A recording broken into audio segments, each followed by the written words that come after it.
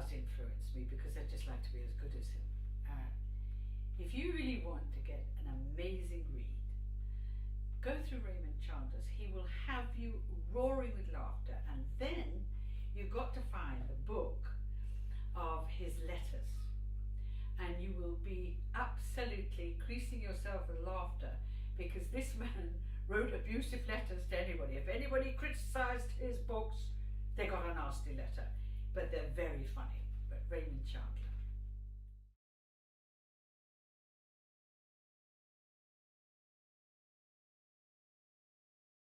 Truthfully, I never ever even considered myself to have the ability to be a writer.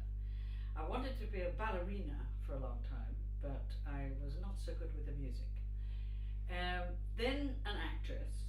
I was an odd actress because I never had that compulsive desire for fame. Possibly my mother didn't help. You know, she was always saying, I don't know, you haven't got the looks, not got the looks. But I persisted as an actress until I was doing a show, and I just wondered if I could have a go at writing an episode, and it was called The Gentle Touch. And I wrote a thing called Widows, the first one. And I loved it to such an extent, the joy of writing, that it was even, to see it on screen as I'd seen it in my head meant that I never ever wanted to act again, but also the lessons learned. And my encouragement to everybody who wants to write is do it. Don't ask other people for their opinion of it. Just do. Write out what you want to write. Finish it. Big mistake for writers is that they write a couple of chapters, then they go over them and they think, oh, that's no good. Then they show it to Auntie. Auntie goes, boring. So keep it to yourself, but do it every day. And it's always good if you get a little area that is your writing area, so you don't have to put it away. Keep it there so you can see it and say, I'm going to get on with you, and good luck.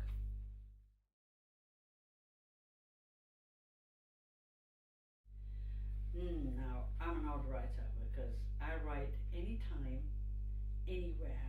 I need a computer, but some people can't write unless they are in a certain area or a certain time. I am very fortunate, up to date. You never know when it might end, but that energy that ticks in me, I can write anywhere at any time, but I do choose the dawn calling, and I'm up very early, only for the silence.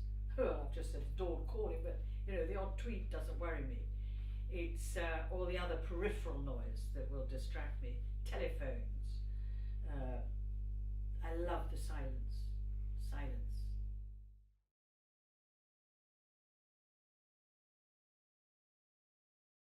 Ooh, if I was to bring back a villain, let me think. Hard, because I find them all rather distasteful. I don't write villains because I think villainy is a profession of I don't desire to be associated with, most of them. But I do recall there was one villain acted by a wonderful actor, Richard E. Grant, who was disgusting. I wouldn't mind writing another episode of something for him, but I truthfully, I don't want my villains back. I want them locked up for life, out of my life.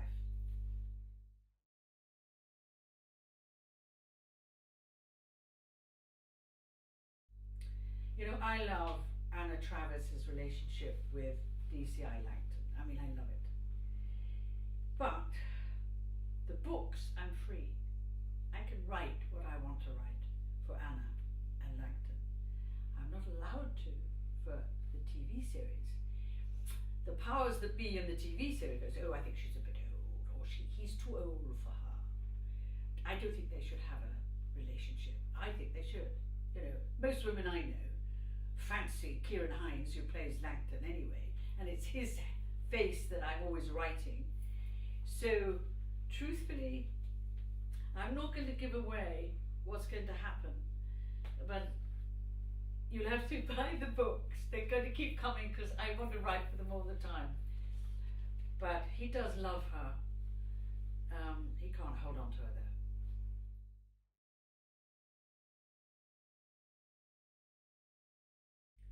Probably the most frightening criminal was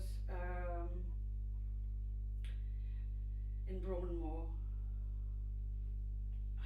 Frightening, disgusting was the Ripper, the Yorkshire Ripper. He's insidious. See, when you have somebody that is like a sociopath, they have no guilt and no remorse for their crimes. I think Rose West is one of the most repellent people I have met. And the more I know what Rose West did to those poor young victims, it sits inside you. It's hideous what they did. And so again, I've used the time I've had with prisoners to interview and to then put it on the paper. But I would say, just for the disgusting crimes that he committed, 11 women died at the hands of the Yorkshire Ripper, probably even more. He was the worst. He sent chills down my spine.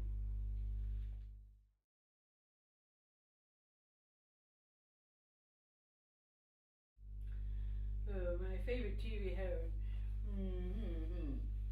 You know something, it's quite difficult because I watch an awful lot of TV, and I love Law and Order, and I love CSI. You know, any crime show, I'm there watching. I have to, actually, it's my work. I quite like Cold Case, the actress in that. But I suppose the one I really like is, you know, those actresses that get hold of Miss Marples are wonderful. And so I really rather like Agatha Christie's detectives. They're fun. And Joan Hickson was the best, I think, because she was so dotty and so wonderful. But I'd say Agatha Christie's heroines or detective.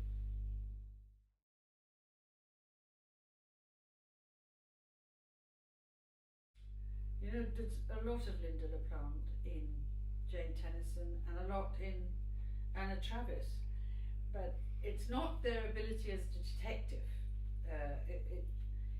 Their prowess as an investigator and their abilities are not mine. I'd never be able to be a detective. I couldn't cope with the emotional strain of investigating murders, child murders. But what is in there, and you can find it quite a lot, is the humour. Is that, you know, I do have this quirky sense of humour, and so sometimes you will see in them both my humour.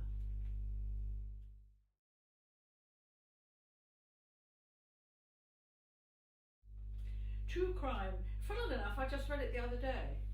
And it was in something like one of the glossy magazines, a true life crime, that was so unbelievable that this high-ranking, an American policewoman, I mean very high-ranking, FBI, and with she did fraud, she did murder, she was so well thought of, married to a police officer, had a child, and a cold case, 25 years old, fell into onto the desk of a detective, and they started to check into it and check into further and further of this lovely, beautiful woman who'd just come back from honeymoon and was found brutally murdered, and there was a bite mark on her arm.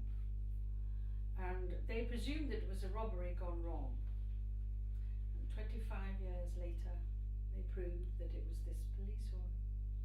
Bitter. And you think, for 25 years, she's lived with that inside her. Bizarre.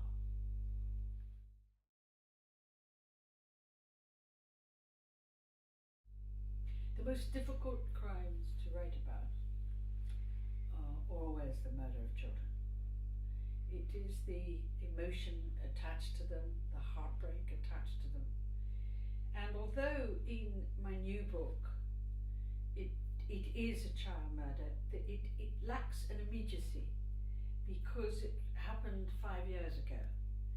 So that there's a kind of calm around it. It hasn't got that immediate pain. But pain is what I find very hard to really, really deal with when I'm writing, because I'm such an emotional person. I mean, if I was to get a camera to watch me writing, I'd probably be put into a straitjacket because I cry, I laugh, but there's only one murder that stays inside me, and the pain of it is it's still, she has never been identified, this girl, but the abuse to her body was of such an appalling level. And I think that, I mean, everyone in this country, if you say Madeline, what happened to Madeline, you see an expression come in their faces. They all know the pain, the parents' pain, never goes away. That child will remain 5 years of age. That child will always remain that sweetheart picture we've all seen of her with a little hat on her head. And they say, you know, they've aged up. It was so long ago, but you ask anyone in the street, anyone in the store, you know, say, Madeline, oh, I wonder what happened to her. They'll feel it. And that's the area that I find very difficult to write